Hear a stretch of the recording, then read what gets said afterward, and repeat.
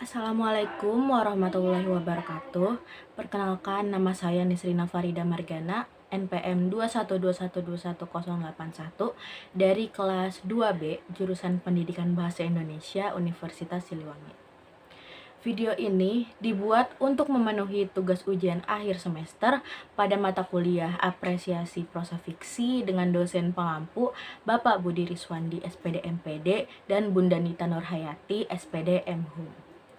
Jadi di sini saya akan mereview artikel yang saya buat yang berjudul Nilai Moral yang terkandung di dalam novel Ayat-Ayat Cinta karya Habibur Rahman El-Shizari.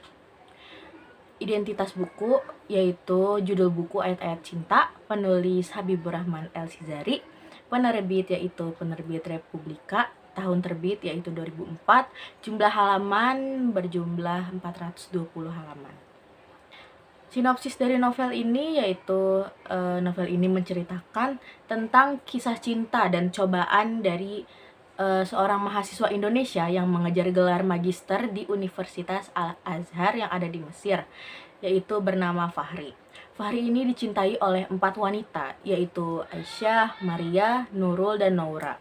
Fahri ini tinggal di flat atau apartemen bersama 4 orang lainnya, yaitu Syaiful, Rudi, Hamdi, dan Misbah. Mereka hidup bersama layaknya sebuah keluarga, dengan Fahri yang dipercaya menjadi kepala keluarganya. Sedikit kisah tentang Fahri dan Maria. Mereka adalah tetangga di sebuah flat. Flat Fahri berada tepat di bawah flat Maria. Mereka kenal cukup lama hingga Maria jatuh cinta kepada Fahri dan memendamnya. Suatu hari, Fahri ingin berangkat ke Masjid Abu Bakar As-Siddiq yang terletak di Subro El Khaimah untuk talaki pada Syekh Usman Abdul Fattah. Fahri menaiki metro untuk sampai ke Subro. Di dalam metro terjadi keributan yang disebabkan oleh orang-orang Mesir yang marah akibat wanita bercadar putih mempersilahkan orang Amerika untuk duduk. Perdebatan terjadi dan akhirnya Fahri berhasil meredahkan emosi orang-orang Mesir tersebut dan saling bermaaf-maafan.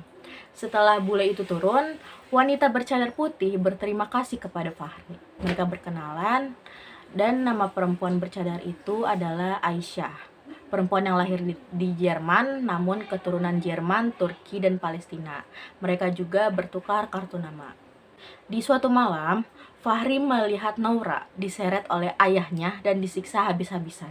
Fahri tidak tega melihat itu, meminta bantuan kepada Maria untuk membawa Noura ke flat Maria untuk tinggal semalam. Dari sana, Noura juga jatuh cinta kepada Fahri karena Fahri banyak membantu dirinya.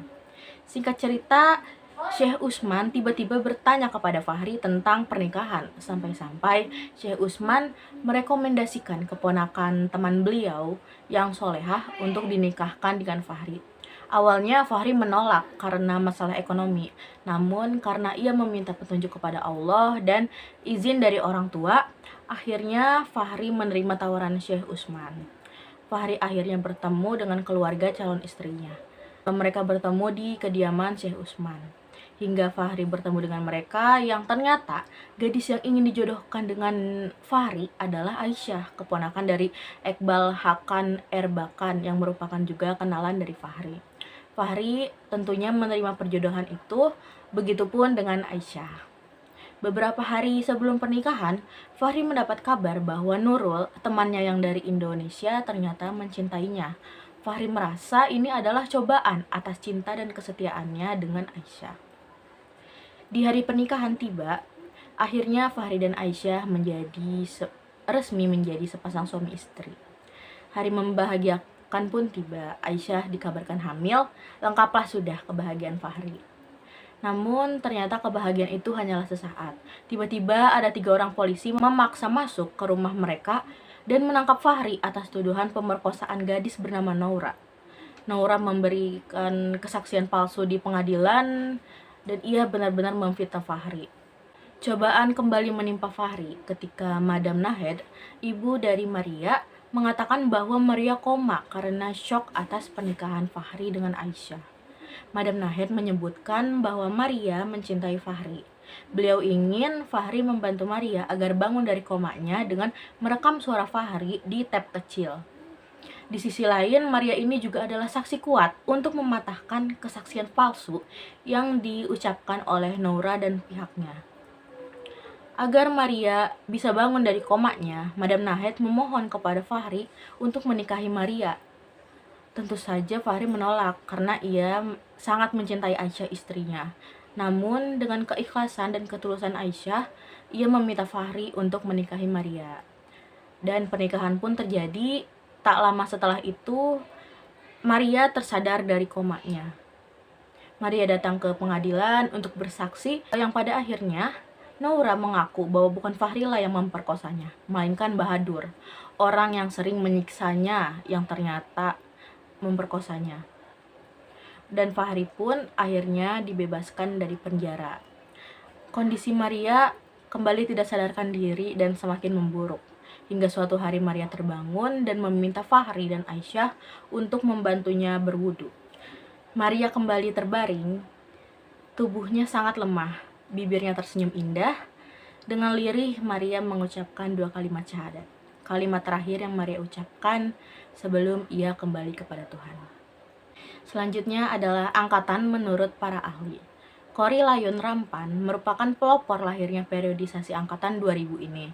Bahasa yang digunakan pada angkatan ini sudah menyesuaikan dengan bahasa kita sehari-hari.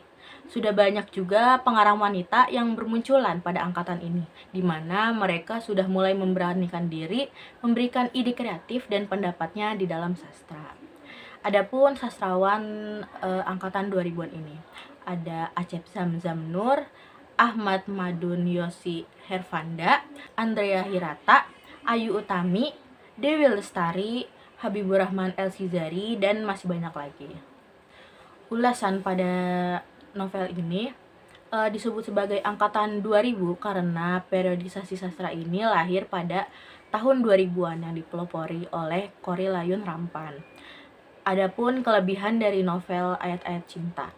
Yang pertama, diksi yang digunakan cukup ringan sehingga mudah untuk dimengerti. Yang kedua, alur ceritanya tidak bertele-tele. Yang ketiga, ceritanya seru dan membuat haru. Yang keempat, banyak pesan moral yang dapat kita ambil dari novel tersebut. Yang kelima, walaupun ini novel Islami, namun tidak bosan dalam membacanya.